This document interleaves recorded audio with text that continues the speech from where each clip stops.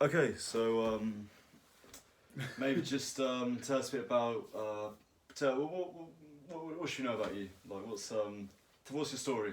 My backstory Yeah. is well, I did my degree in physics. Yeah. I then through nepotism, basically, my master's supervisor was like, "Hey, do you wanna go do a cool PhD?" Yeah. And I was like, "Yeah, why not?" I went for a coffee break with this guy, and they apparently this guy really liked me, and they gave me a PhD. Awesome. And now, I'm slowly making my way towards being an astronaut. Yeah. So that's the end goal. Yeah. So, but I'm just doing random shenanigans to get me there. What astronaut? What attracts you about being an astronaut? Oh, so many things. Just be the pure, like, I love caving, and I love scuba diving, and I love doing all sorts of adventurous training stuff. Okay. So to arrive at the very peak, especially now that we're going back to the moon, arrive at the very peak of adventure would be that kind of thing. I mean, it's pretty hard to beat going to the moon. Yeah, literally. So you've done like caving and stuff like that in the past? Yeah. So I've done a few expeditions, both in England and Italy. Okay. I did a stint. I did an internship at the European Astronaut Centre, and they told me where they did their caving to train the astronauts. And I was like, hey, if I can go caving where they can take the astronauts, I can do that. It's a good start. Yeah, it's literally a good start. But yeah, I did that through the army and stuff. Okay. So they introduced me to caving, basically. Yeah.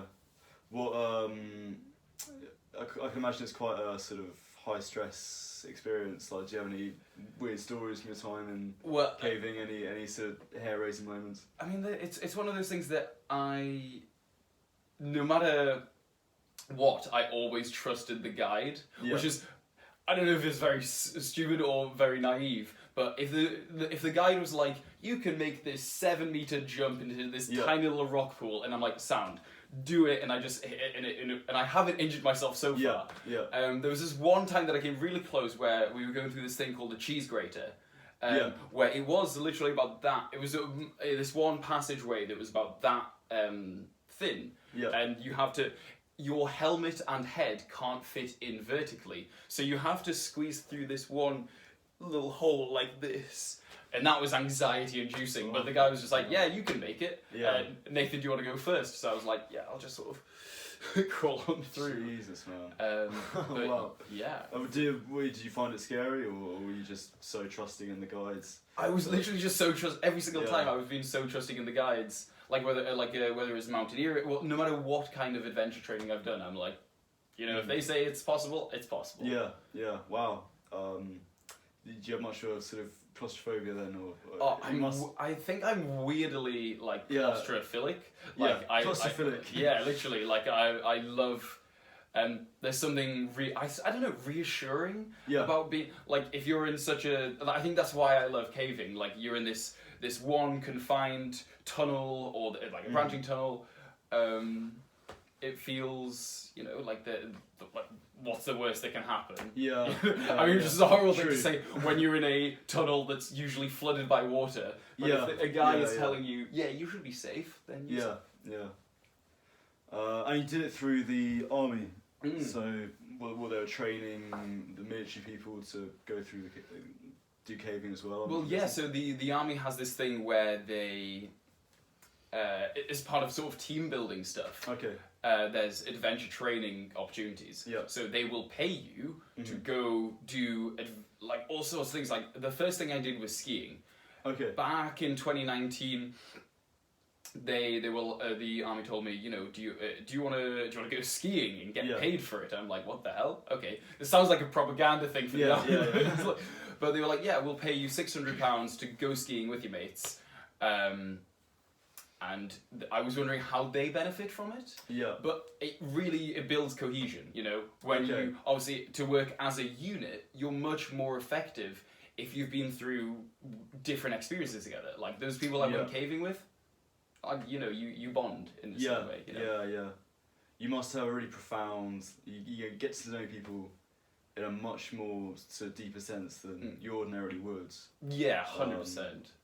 Like, I think team building kind of activities, especially if it's high stakes like caving, really brings out like the best and the worst in people. Oh, you can bet. Especially when you're sleep deprived, because like they added that extra challenge where they, especially on other military training exercises, they like make sure that you've had like 2 to 4 hours of sleep a night, which means that it really pushes you to your limit. Yeah. So when you're there, you're covered in mud with your like you're lying in a like a muddy puddle with your like with your mates. Yeah. You've just walked for 20 kilometers and you're just lying there like, what am I doing with my life? But you're all thinking, what am I doing with my life? And it is that insight into the human psyche of you like once you come out of it, like you're like, hey, that was a really great experience. But in the moment you're there like, I'm so cold, I can't feel any of my body. So you've what got you involved in the army? Is it just general interest? I mean, like I did the cadets when I was a kid. Yeah. Like so, I was introduced to the concept of it pretty early on. Yeah. And I continued that all the way through to uni. I joined the reserves, and I mean, like to be fair, I've got at 7:30, I've got training tonight. So. Oh really? It's literally one of those things that it's something I've continued throughout my life because it's always been an enriching thing. Yeah. So I don't really know how it works with the reserves. Do you because you have to get deployed for a certain amount of days per year, isn't it? But it's quite small. It's it's only 14 days. You only have to commit to 14 days a year plus a summer camp, like an annual camp. Yeah. Which really doesn't if you commit once a week. Yeah. Or once every 2 weeks, that's still the amount of time they expect you to commit, which, to be honest, is nothing for the rewards it gives you, because you're there, they give you the opportunities to go skiing, to go, to all over the world, on different deployments or whatever. Like I went to Germany to do some training with some German soldiers there. Like it's all around. Well, the British Army obviously has this stigma around being a sort of like quite close, tight, closed off thing. It's quite open, sending people all over the place, and it's I've had most of my great experiences have been through that. And whereabouts have you been deployed to in the army? So for the moment, we go a lot to Wales. Oh really? Because as of Ukraine, it's quite difficult because I'm in this twilight zone of technically being a member of the reserves, but also doing my PhD. Yeah.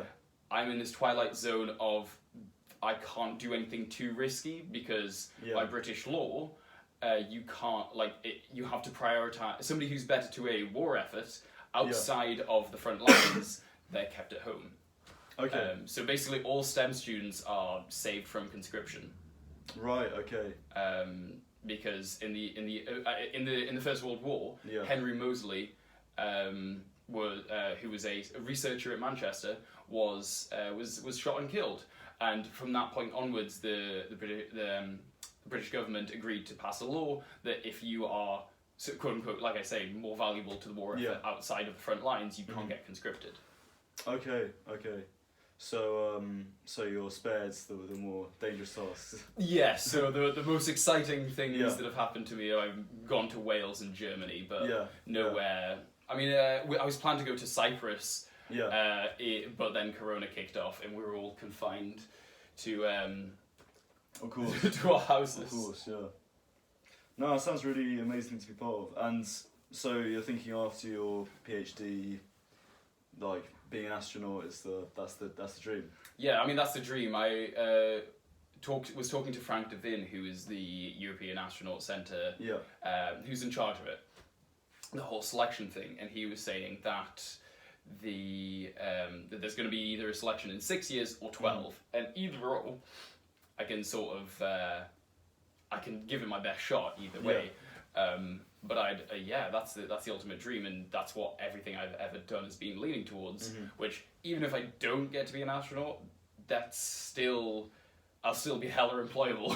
Exactly. Yeah. I think that's the aim with a lot of ambitions. It's just it's the skills you learn that is almost more important than the aim. But you have to have some kind of aim in mind. Yeah, exactly. Otherwise, don't shoot for the stars. Literally. Exactly, or literally in your case, I guess. Yeah. Yeah, I mean, so there's been like a. What sort of moment was it that made you want to be an astronaut? Was it a particular thing?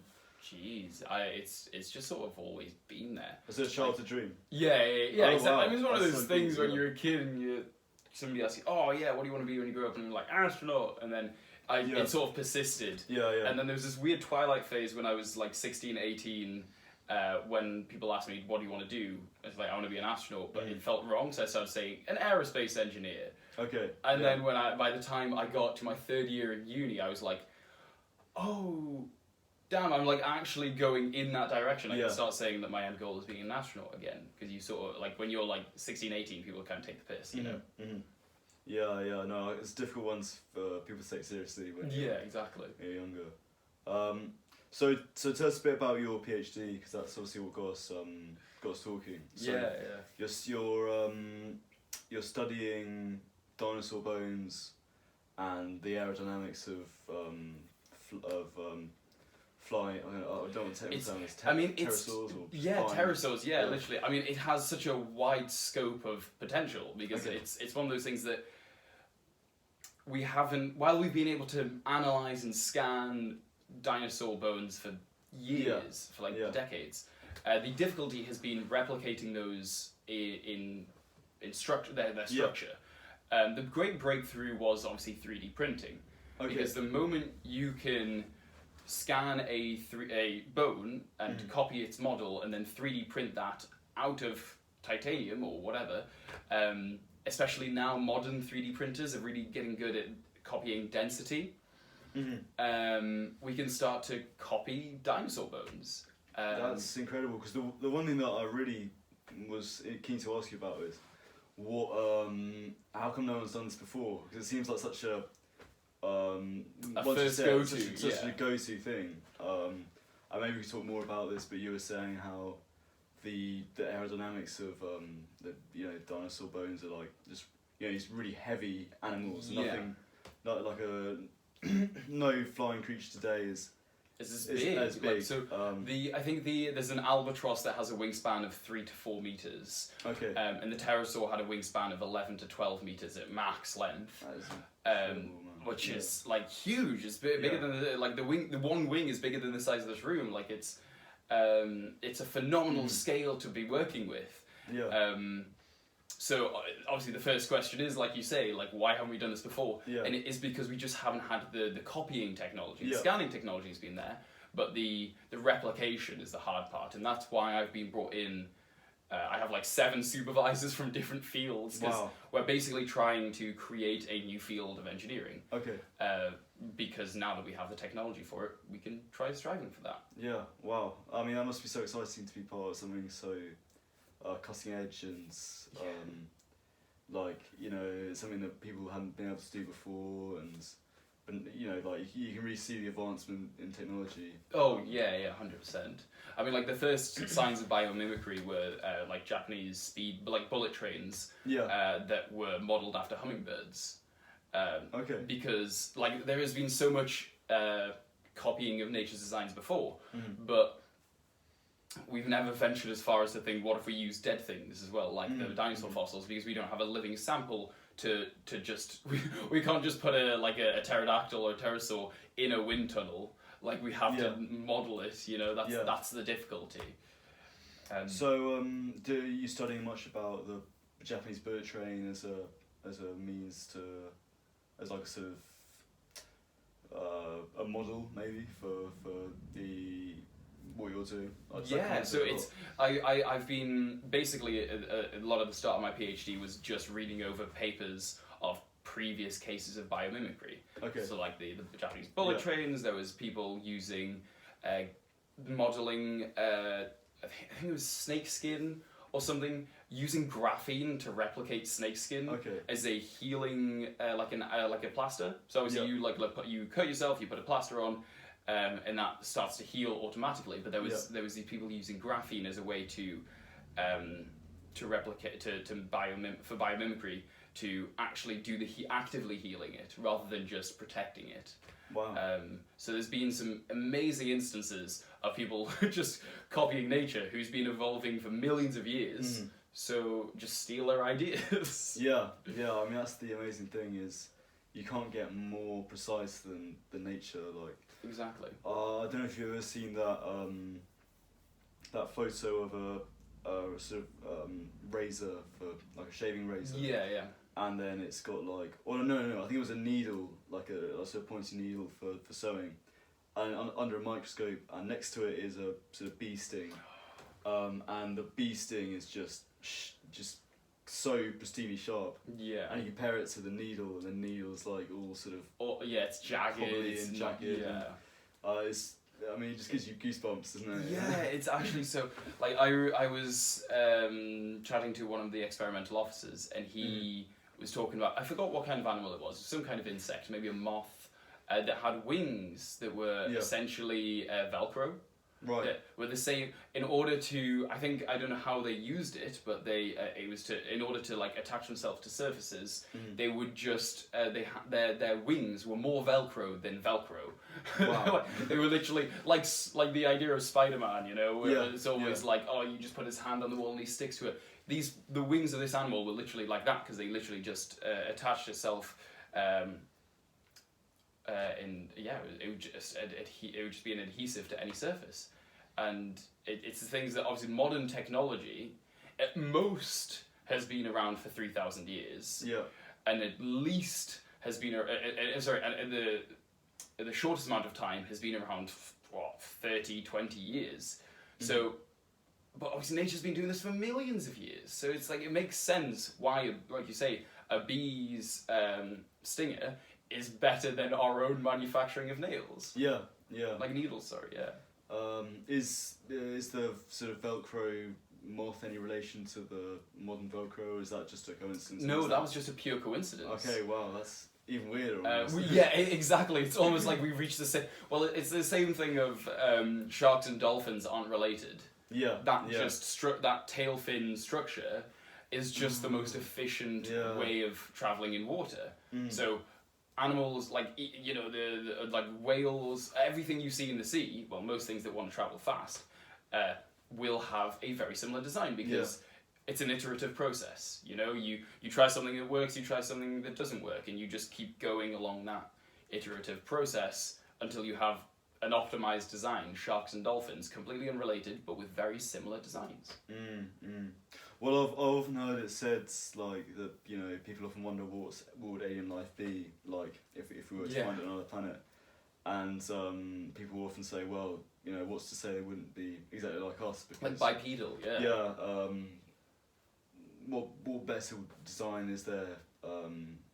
You know, like being a sort of blue glob of, you know, snots, some kind of amorphous. You know. Well, it's one of those things. Obviously, under our, it's fascinating. I think there's this one Netflix TV show that goes over what would life be like if the atmosphere was denser, or if the gravity was more intense, or if there was a higher nitrogen content or whatever, and they analyse what would life look like given these conditions. Yeah.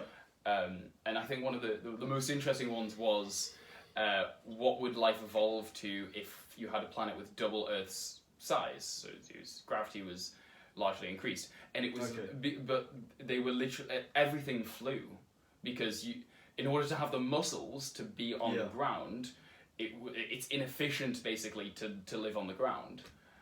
Right. Okay. So, like you say, it's one of those things. The more if you think about things like a step-by-step process, what are the consequences of a higher oxygen intake? Things that breathe with lungs could be bigger. So would we have bigger animals? It's what would evolve first? Would there be predators? Would there be prey? And how would that dynamic, that sort of circle of life, affect the evolution of things on that planet? It is a whole rabbit hole you can go into just looking at the potential of life. Yeah, and I guess, you know, our whole existence is so delicate. Like just you know, the conditions are sort of just right to make life. It's one of those things that Like we learned a lot about it in physics. There was like physics and philosophy. There was for the life of me I cannot remember what it's called. The anthropic principle, which is the idea of it. A lot of people don't find it satisfying, but I think it's really satisfying. The idea of we are here only because the conditions for us are perfect. If it was any other way, we wouldn't be able to observe the conditions. We can't ask why is why is the proton and the electron why do the proton and the electron have the same charge despite being completely different particles?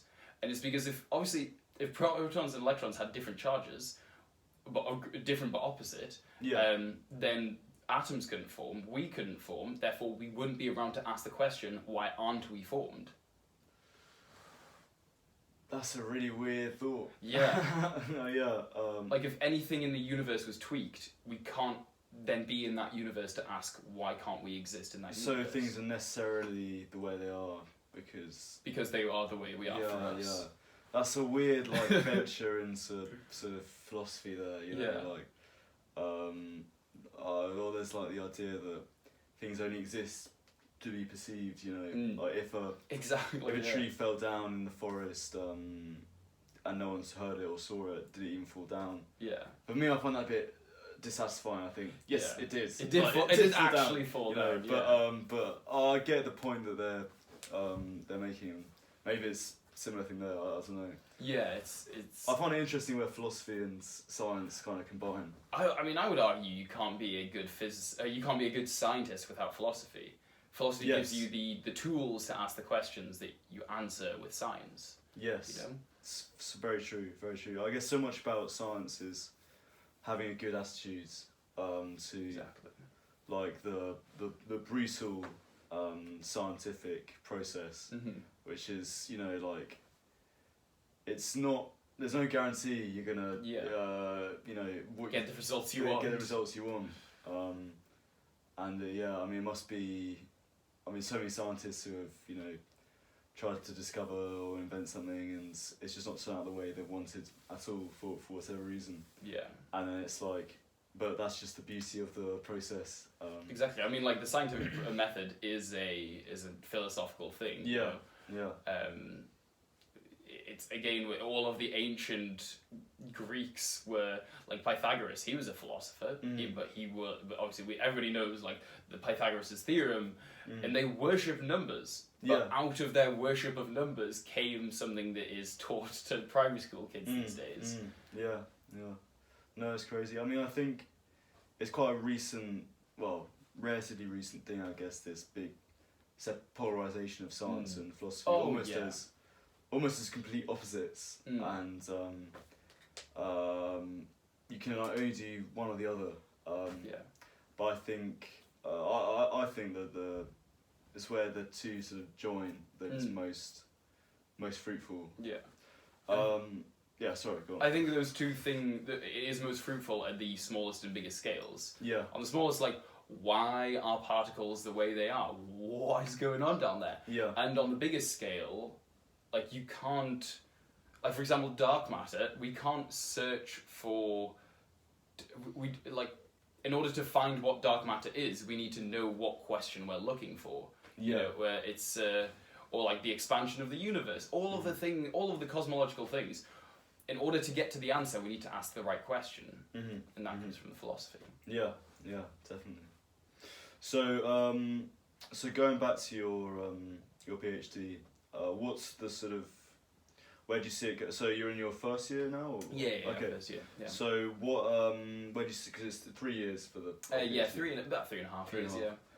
Where do you see it going over the next 3 or so years? What's the scientific process that you're going to apply? The method. So it's very much what my supervisors have planned out for me so far. This first year will be sort of not calibrating the instruments, but basically finding a smaller scale of things, smaller components of the dinosaurs or whatever extinct species, making sure that I've got the actual X-ray CT, basically making sure that I can get good images. Yeah. Because there's no use trying to 3D print things that you've taken a bad image of. Yeah.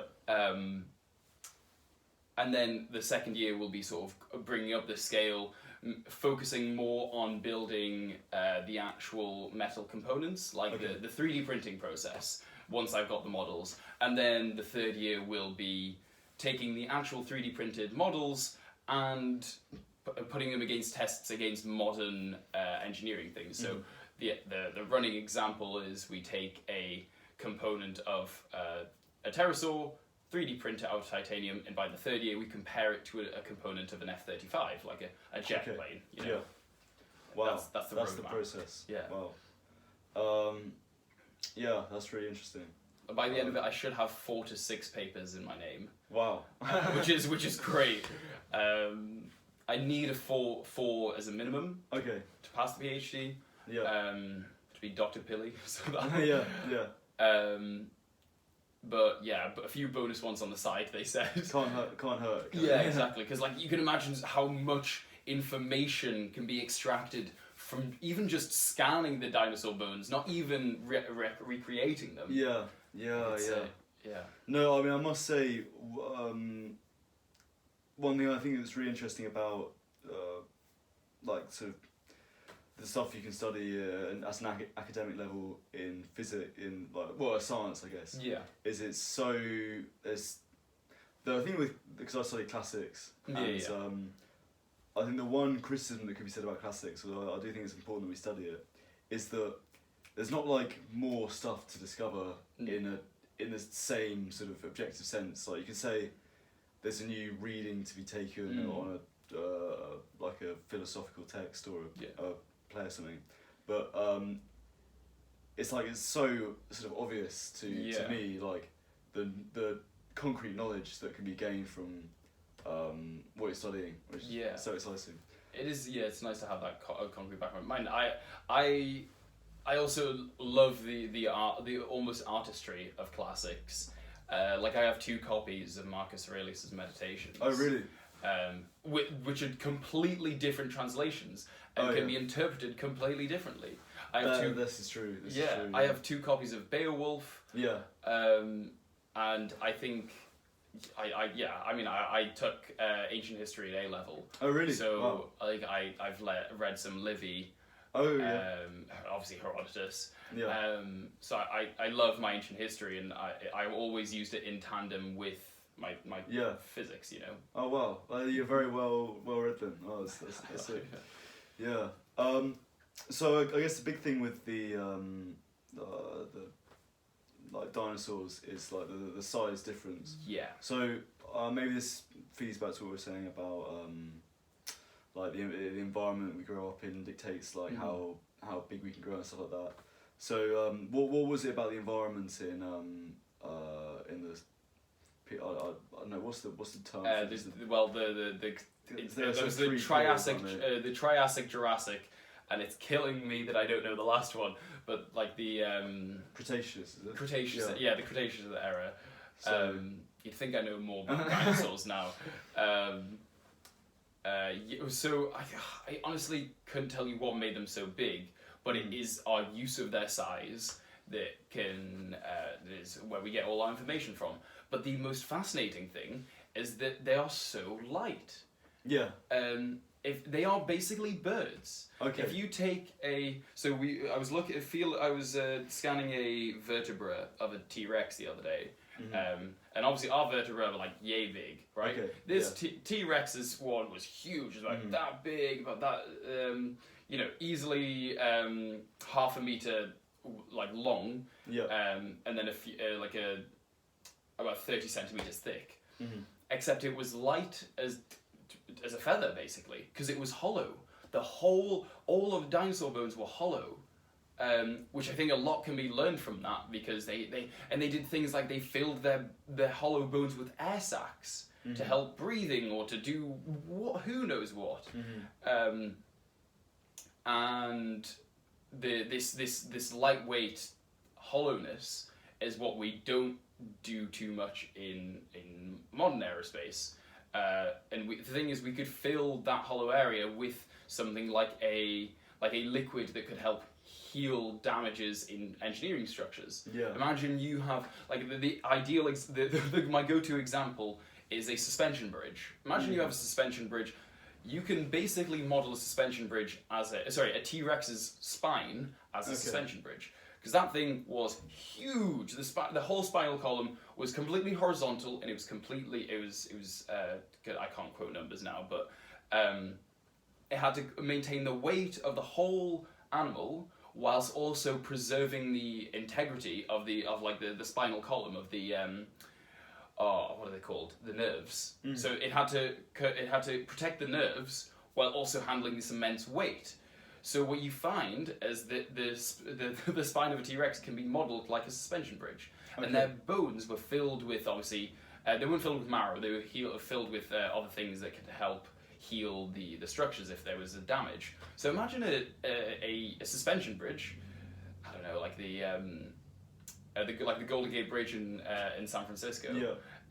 That if there was a breakage in any of the components, it would just heal itself because they would be hollow, and inside would be a liquid that could rejoin the breakage. Wow, that would just be incredible. Or in the more even in another extreme case, if you had a fighter jet and it's in a dogfight with another fighter jet, which is wild that I could talk about this solidly and scientifically.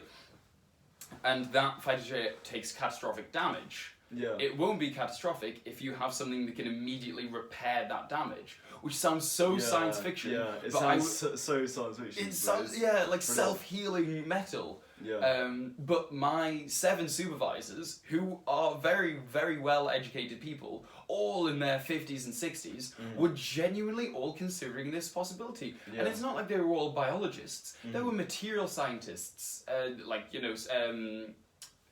software engineers. There were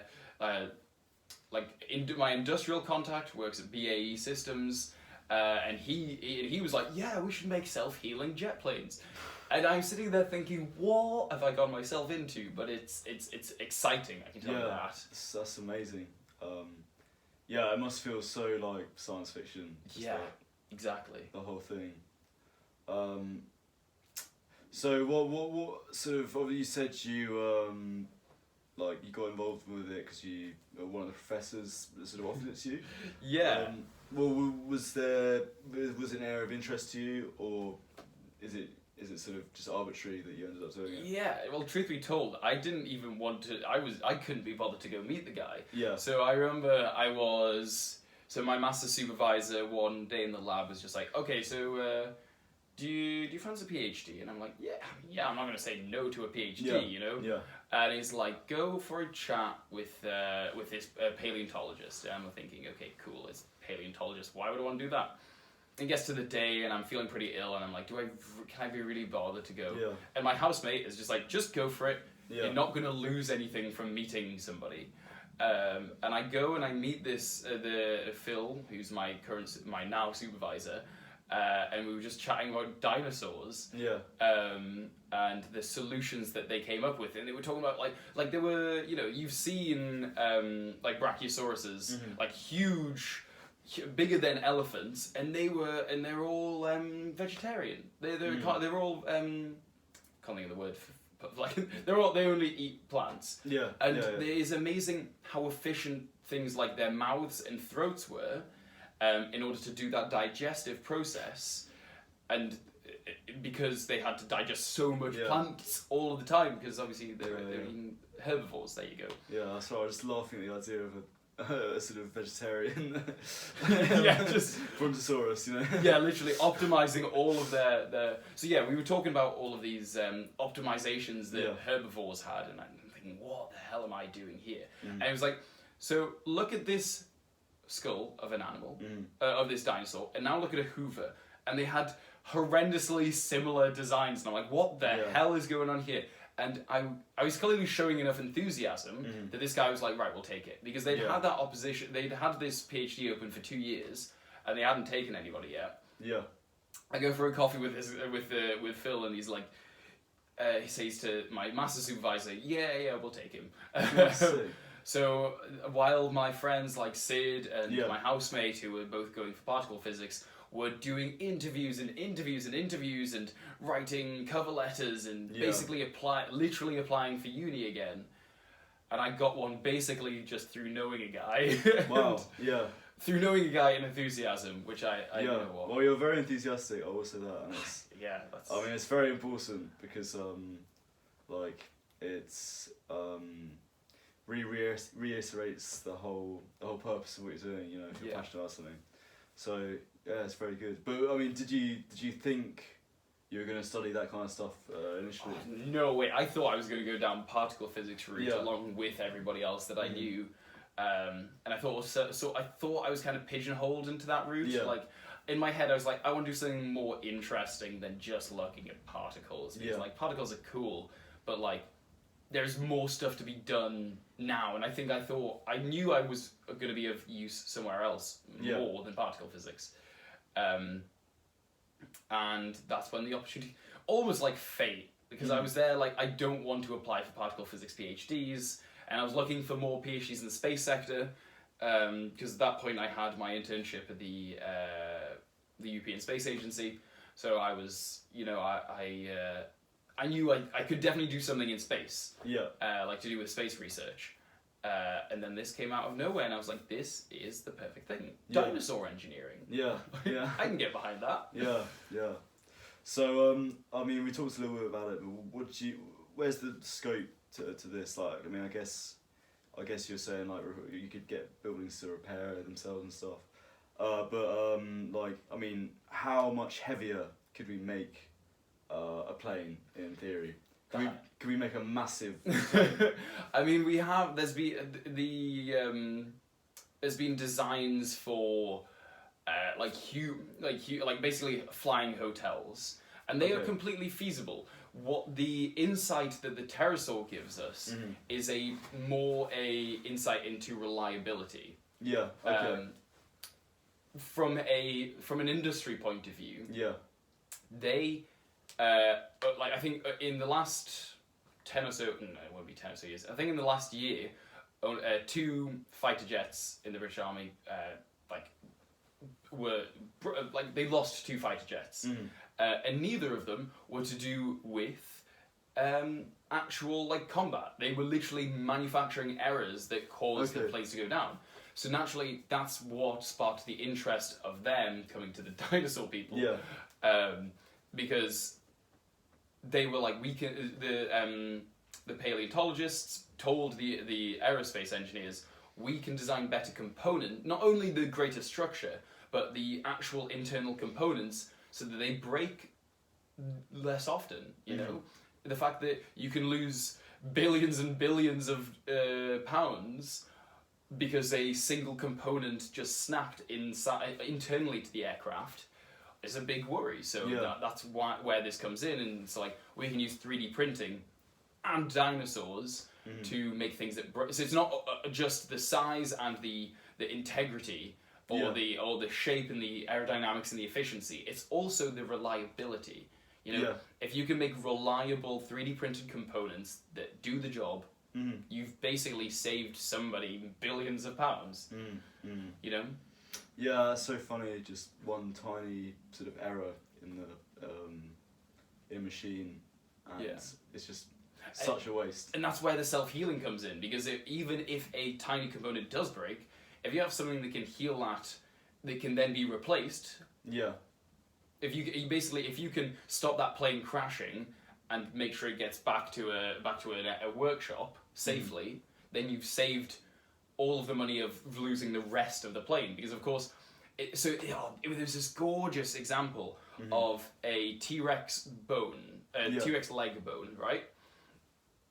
They had basically two bones parallel in the leg, which meant if one broke, there would still be one to support the other one while the rest of the leg repaired. And that's what there isn't in things like modern engineering. That you don't have you don't have spare components inbuilt. Like there's no safety mechanisms. You know, there are safety procedures and whatnot, but you don't have these chairs. For like to use a very basic example, don't have a second parallel leg to this, if the first one if you break one leg of a chair, it will fall over. But if you have another one that's there to support while you repair the rest of the chair, then you don't lose the whole chair. Okay, is that an example in what animals? In humans? Well, the thing is, it evolved out. Okay, so if you can draw a direct line between a T-Rex and a chicken. Yeah. And when you're biting a chicken leg, right, like a chicken leg. Yeah. There is not a second bone in there. And you can actually notice it. You know when you're biting on a chicken leg, you know how there's that sort of like cartilage. It's it's a very thin piece of cartilage. It's in the chicken leg.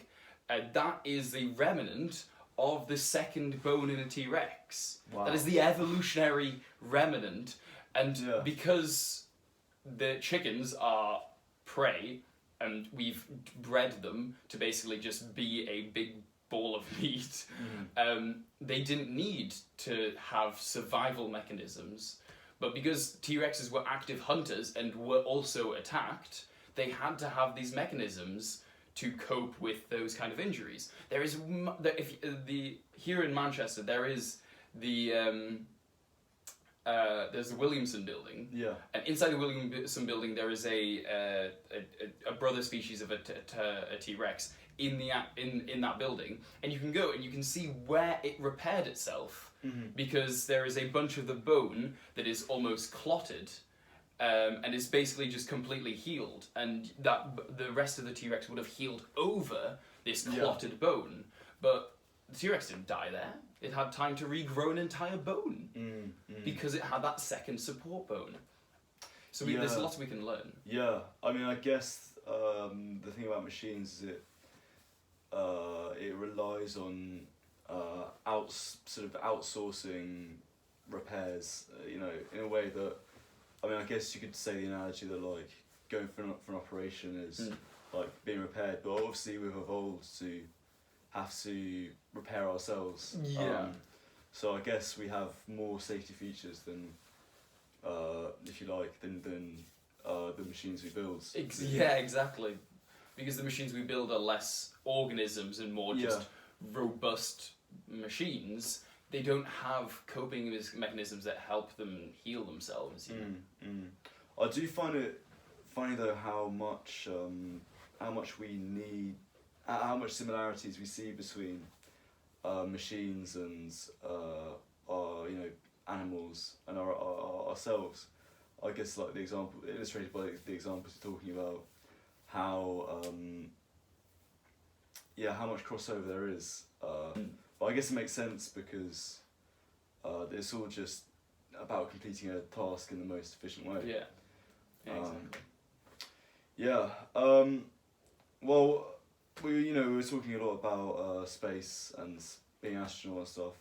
I suppose I've got to ask you this, but what do you make of like human expansionism into the galaxy, like going to Mars? Is that something that excites you? Is it something that scares you? Oh, it's 100% exciting. Yeah. Like it's naturally we don't want to leave this planet in a terrible state and leave it behind. But I'm excited. I think it's rather annoying that we were born in an era that is devoid of like regular transportation in the solar system. Like it's fun to imagine like 100 years that people will just be able to hop on a bus to the moon or a bus to Mars. Obviously that's a very science fiction-y idea, but we do live in the era where we get to put the steps in place for that. Like I don't know if later this month, the Artemis 1 will hopefully launch from Cape Canaveral, and that will be the start of the next moon missions. Okay. Hopefully next year, either this next year or the year after, we will have people back on the moon. Okay, and that would be how long since we've had someone on the moon? 70? Yeah, 70 years. No, that's not maths. Because obviously it would have been like 70, like the mid 70s.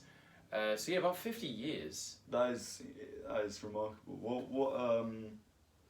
Why has there been such a big gap? It's funny, isn't it? Well, yeah, it's quite a short time in which people were going to the moon.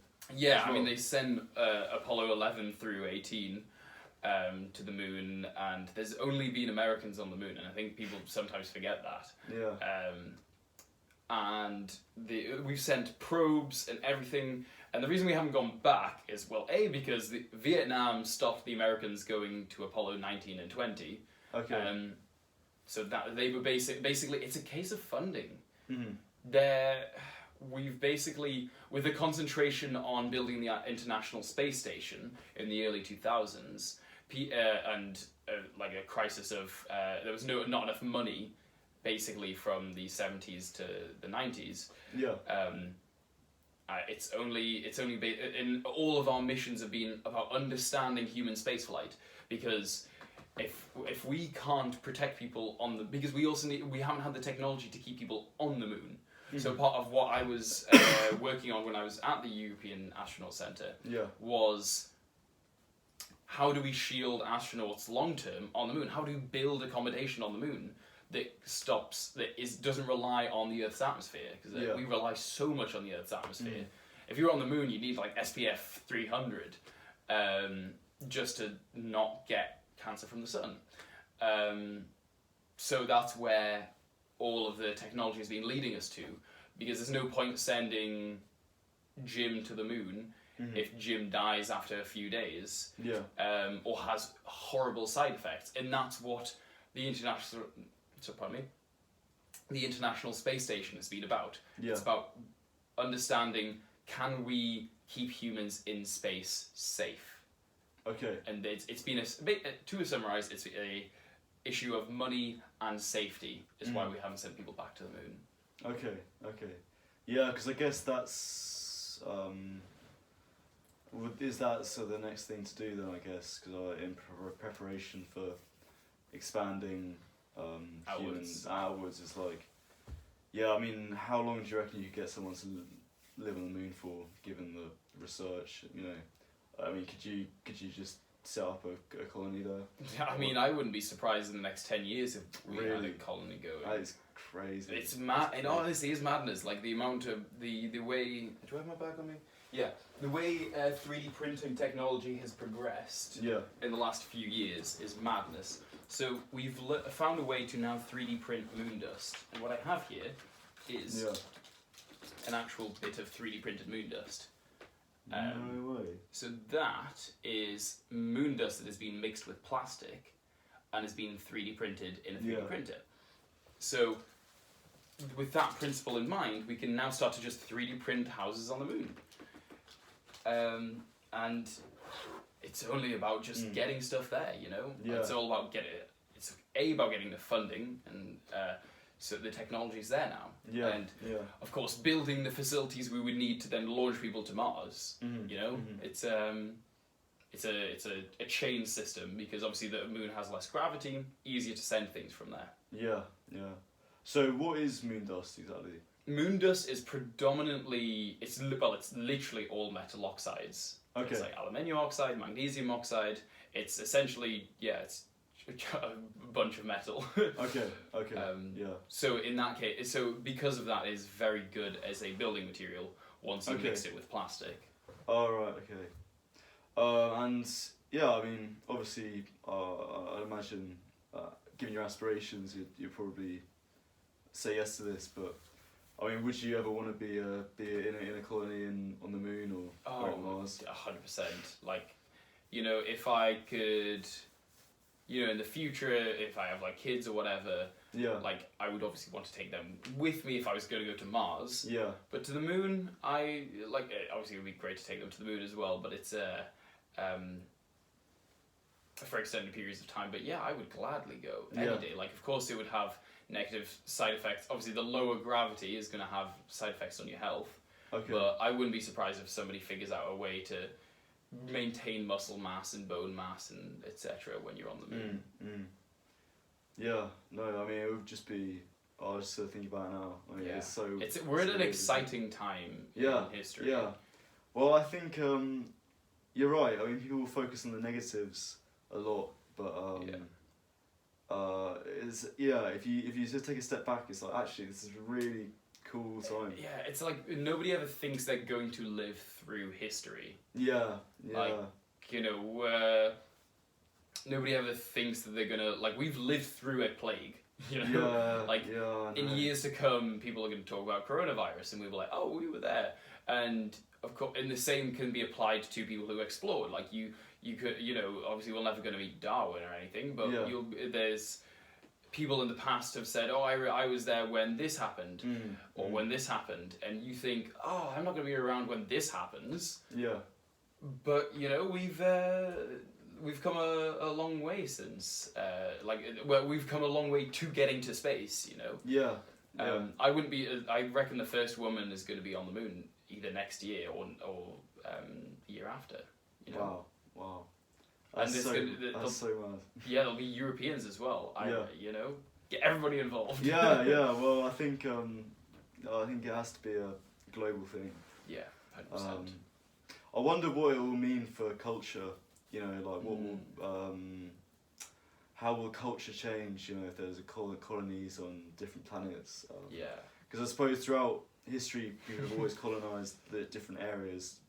And everybody's always wanted independence afterwards. Yeah. I mean, will national identity become more to do with your planet than the borders of your country and what land you live on? I mean, I wouldn't be surprised. I don't think humans as a culture work very well on a planetary scale. Like, I don't think we will ever have a Earth culture, but in the same way that people in the, I'm from the northeast of England. As much as you can't tell by the voice. And I have a sense of identity as being a northerner. That's so true. Yeah. I also have a sense of identity of being British, and I feel as though that could then be said if, you know, you would have a certain sense of identity of being from Earth or Mars or the Moon or whatever. But there was a brilliant book by Robert Heinlein, "The Moon is a Harsh Mistress," which is a science fiction book made in the 50s and 60s about the moon wanting independence from Earth. Okay. Because there's been enough colonies there that they've developed their own identity, and that has enough politics in it that makes you really think: could one single culture develop on the moon, or one single culture develop on Earth? Well, I mean, that's the question: is the sort of potential for culture to develop is something that we just don't know about. Because I think you're right. We're not really. Our brains aren't necessarily built for culture on a planetary scale, but that amount of separation from other parts, the rest of our species, it'll be fascinating to see what that leads to. I reckon it depends what we grow on the moon, because throughout human history, what we've noticed is obviously culture develops around hotspots of food, around geographic areas, like whether it's a desert or whether it's a river or whatever. You know, the Egyptians all sprung from the Nile. And it'd be interesting to see what kind of culture would arise from a arid climate, like a completely barren thing, where either, I assume people who live in the moon in the future will either have to import things from Earth or just grow it there themselves. And it'd be interesting to see, both on a physiological level, like what would growing plants in moon dust have effect psychologically and physiologically, and would that impact the culture? What kind of cooking would appear on the moon? I think that would be the defining feature. Would children raised on the moon have this sense of identity of, oh, this is moon food rather than like Earth food, you know? I think that's where this culture difference would come. Because I guess to take the comparison of America in the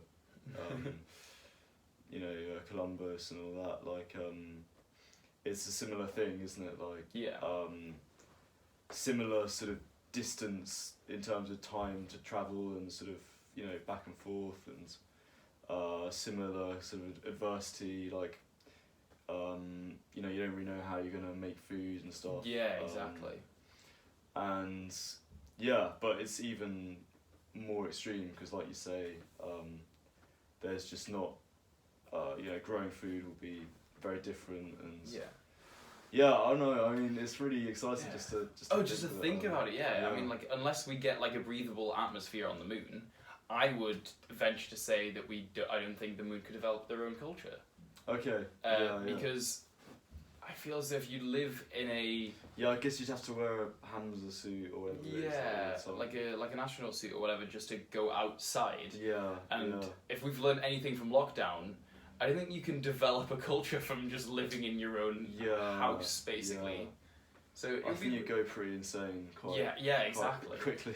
So I feel as though it would be what is the biggest structure we can build on the moon, and is that big enough to create its own culture? Yeah, maybe some kind of indoor sort of atmosphere. People would... Some massive dome. Yeah, I mean, that would be sick. But I feel like you need a bit of nature, you know, like it doesn't have to be Earth's nature necessarily. Yeah. You know, exactly. Of course, because then you have to take into account, like, you just sparked an idea there. Like, if you try to grow a tree on the moon, it's got different gravity. What's the tree gonna be thinking about the moon? Yeah, what would even happen there? Well, it would look like an alien planet, I feel as though, if you started trying growing Earth plants on the moon, and that's an exciting thing, you know. Yeah. Because it's mad when you look at even something as simple as fire. Yeah. If you... Obviously, fire burns upwards. Yeah. In a zero-gravity environment, like on the ISS, fire burns in a sphere. Okay. Wow. Because there's no gravity. Yeah. So even fire would look different on the moon. Yeah. Like if you set up a campfire on the moon, you're gonna have more spherical looking fire than we have on Earth. And the things you can it's honestly just something we have to wait and see. I don't think anybody could predict what's gonna happen. Yeah. No, it's I know, I get your sort of sadness that well, excitement in a way. Yeah. That we can see it develop like no one will in the future. But to be robbed of seeing a lot of how it's going to turn out with our own eyes. Well, you could obviously say the same. People who saw the moon landings. Yeah. Some people missed out on the moon landings, but then got to see the International Space Station being built. It's like if you were born in the 80s, you were born after the moon, after anybody had been to the moon, but you would have been 20 when they made the International Space Station. Like that is an amazing feat of humanity. And just think, we were born just like either at or just after the building of the ISS. So what are we going to see? Yeah. That's the exciting part. Seems like a better deal, to be honest. Like from what you're saying, all the potential, the technology that we have today and stuff. Yeah. Maybe this is the most exciting of them all. Exactly. Who knows? Maybe, who knows? We might have the first colonies on Mars, or hell, we don't even know what kind of scientific discoveries are going to be made in the next few years. You know, we don't know. We haven't known what dark matter is for decades, and that could somebody could just figure that out soon. You know. So what? Obviously, we don't know what it is, but I mean, I hear dark matter as a term, but could you sort of say what it is, if you get what I mean? Yeah, it's surprisingly easy to describe. Dark matter is literally galaxies spin at a certain speed. Okay. And that speed should decrease with distance as you get out. So in the same way that it takes longer for like planets further out of the solar system to go, so like, you know, like Jupiter and Saturn go around the sun slower than we go around because of gravity. And what you find is that there is more mass in a galaxy than you can see. Okay. So basically, it's called dark matter because it's literally matter that you can't see or detect, and that's why it's fascinating. Is that basically you can see the effects of dark matter gravitationally, but there's no other evidence that it's there other than gravity. That is so weird, man. Literally, that is so weird. It would be like the moon having Earth's gravity, but looking like the moon. Yeah. It's literally like it's a shadow of gravity. Fucking hell, man. That's so weird. How long have we known about this for? Oh, decades. Decades. And no one's figured it out. Nobody's figured out. We keep finding it we found it in other galaxies. It's not just ours. Okay. It's not just a few. Every single galaxy we found has this, which means that either we've completely misunderstood matter, or we've misunderstood galaxies, or there's something we just can't see. Yeah. So people are looking for dark matter as a particle. People are looking for dark matter as an effect of gravity. People are looking for dark matter everywhere, but we just can't find it. And it is fascinating. It's like, what is evading us so much? Yeah. Such a fundamental part of physics. Literally something that we don't understand anything. I don't think nobody could tell you, and no physicist could tell you they understand gravity, because the more you learn about gravity, the more you're like, nah, this isn't real. Really? Because gravity on a quantum level doesn't agree. Sorry, basically quantum physics and gravity don't agree. Right. Einstein hated quantum physics because it couldn't describe his special relativity. What is quantum physics exactly? Literally everything that it's a quantized size of physics. It's things smaller essentially than a proton. It's a scale. Okay. And you can't. Everything at a quantum scale of things is there's always a particle associated with things. So light is a particle, or for example, electromagnetism, that's a particle. Okay. So all forces have particles at a quantum level. Is that like when you say particle, like an atom or a particle? Well, like something smaller. Yeah, exactly. Okay. So like light is a photon. Okay. So it's when you hear the word photon, sometimes you hear that word thrown around in science fiction. That is literally just a particle of light. Okay. And the same applies. There is a particle of electricity. There is a particle of magnetism, etc. There's no particle of gravity. Nobody can find it. It's like, oh man, this fundamental thing that we've known about for ever since we could stand up, can't find it anywhere, which is wild. That is crazy, man. That is crazy. So while people are looking for the gravity particle, there's also the scale of like Einstein's relativity, and that explains gravity perfectly. Which means the two don't agree, because relativity has evidence for gravity and quantum physics doesn't have any evidence of gravity whatsoever. And in fact, the two just keep clashing.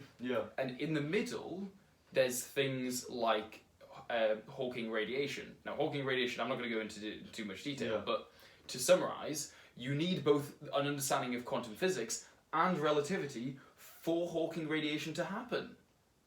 Right. So we have evidence they should agree, but they don't. And that is that. So as much as I would love to be part of that,